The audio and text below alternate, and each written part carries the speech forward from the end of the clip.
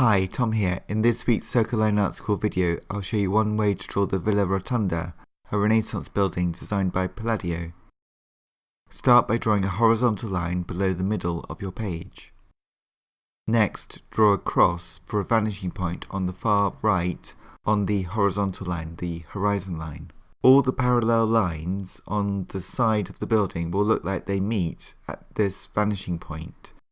Now draw a vertical line to the right of the center of your page. This will be the right-hand corner of the building. Next, draw a line from the top and the base of this vertical line to the vanishing point. Now we can draw a second vertical line for the left corner of the building. For this drawing, I'm using 1-point perspective on the right, but I'm also making the horizontal lines taper towards the left a little bit as well. You could imagine that as a second vanishing point, but it would be so far away from us, way off the page, because the vanishing point is very far away on the left. So we'll really only focus on the one vanishing point on the right for this drawing. Now we can draw a vertical line for the right side of the rotunda. So this is our basic box shape in perspective, in 1-point perspective. Next, we can divide the two sides we are looking at with two vertical lines on each side, nearer the corner than the middle. Each of the vertical lines needs to be nearer the corners than the middle of the shape.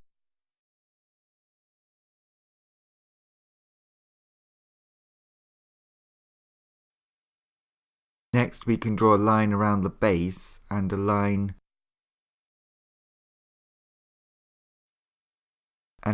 from the vanishing point going through the base of the new vertical line and coming forwards towards us for the steps. We can now draw a vertical line for the height of the step wall, the wall that holds the steps in place, taking the angle of the line that is going away from us by drawing a line all the way to the vanishing point again.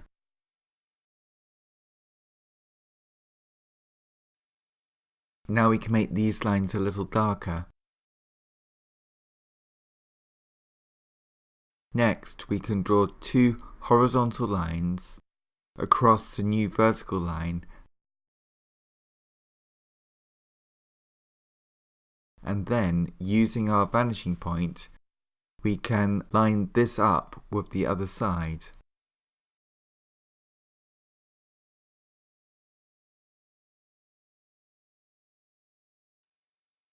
Now we can draw the thickness of the wall on both sides. Next, we can draw another line around the main structure of the rotunda,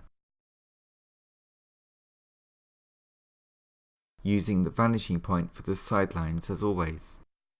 We can start to draw the structure of the columns of the portico, for the structure of the rotunda is not in fact circular, but rather a square. If seen from above, looking down, I think it would be a square. The main structure would be a square, with a sort of cross intersecting the square for the 4 porticos on each side of the square. And then the circle, looking straight down, would sort of be in the middle of the square.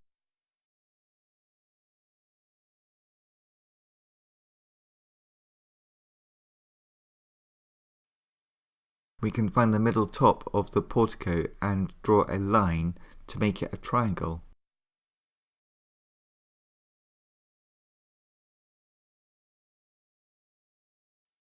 Now we can draw a line for the angle of the steps. Once you have that in place, we can sort of read around the height of the first portico and draw a horizontal line at the top and at the bottom for the second portico.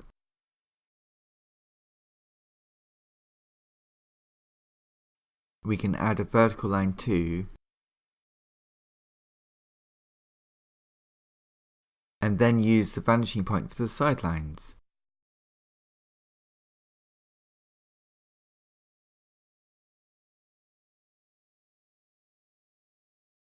We can continue this line along for the stair wall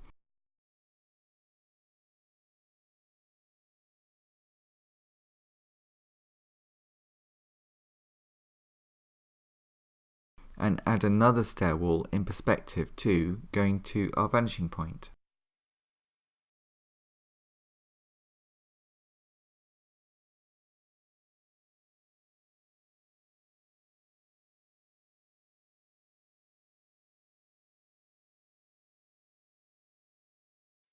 Next we can draw a triangle which is in the middle of the second portico. But this time the triangle, the pediment, is in perspective, as we are looking at it from an angle.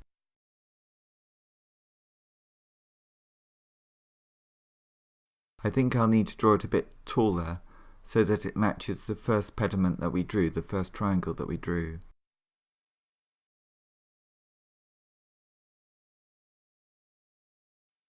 Once you have it looking about right, we can next draw a new line around the top of the building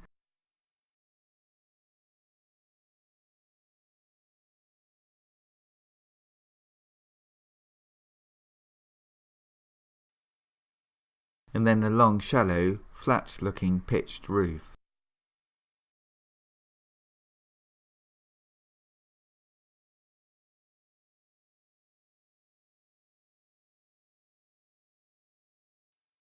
Now from the first portico we can draw a line all the way around the building using horizontal lines and diagonal lines to the vanishing point.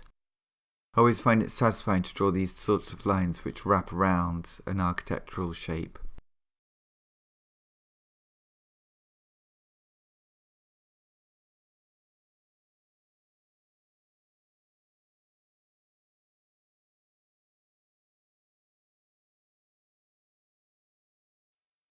The next step is to draw some guidelines for the windows.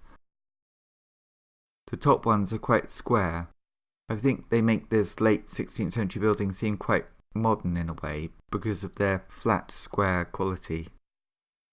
The next window below has a triangle in stone above its rectangular shape. Now we can draw another wraparound line from the left step wall all the way, following the shape of the building, to the far right step wall.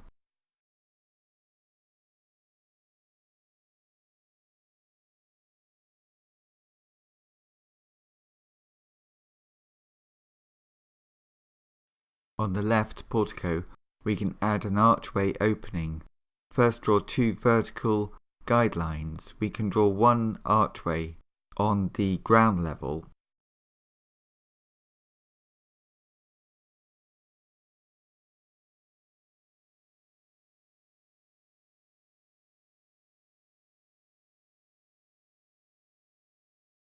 and then another taller archway above with a curved top.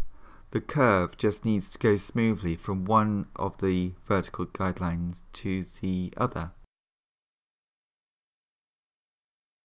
Now we can keep adding and repeating the shapes we have already drawn.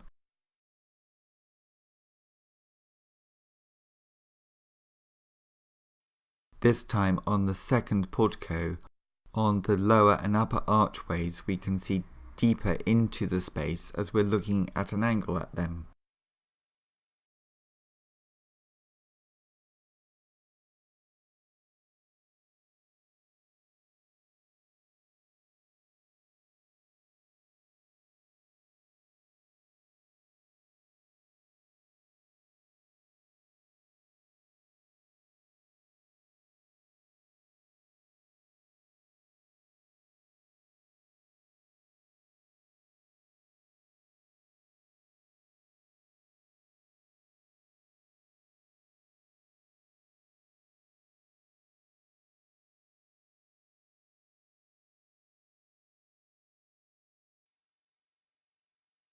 The next step is to draw the steps.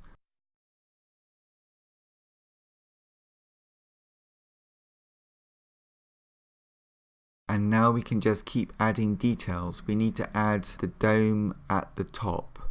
It will be off-center to the right as we're looking at the whole building. We're looking towards the right at the whole building. That's why we're using the vanishing point on the right. and that's why we can see the right hand side of the building and not the left hand side. So the front of the building, the fronts of our drawing, we're looking almost straight onto that. But the right hand side, we're looking at an angle at that, and that's why we're using a vanishing point for all of those parallel lines. We can now erase some of the guidelines that we no longer need. Speeding up the drawing now. Once we're ready, we can add the tall columns to both porticos, just a series of vertical lines.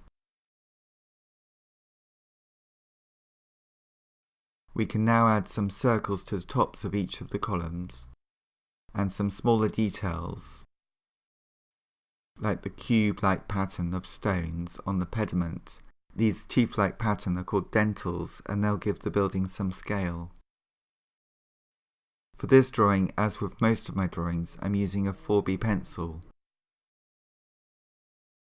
I'll just use the side of the pencil to block in some soft tonal values on the left hand side of the building and the left hand side of the shapes within the building. If you'd like to learn more about drawing, please visit my website circlelineartschool.com, where you can also sign up to be the first to learn about my next online art course for beginners. Thank you very much for watching this video. I hope you find it useful. Please leave a comment and share if you like. Thank you very much, and see you next time.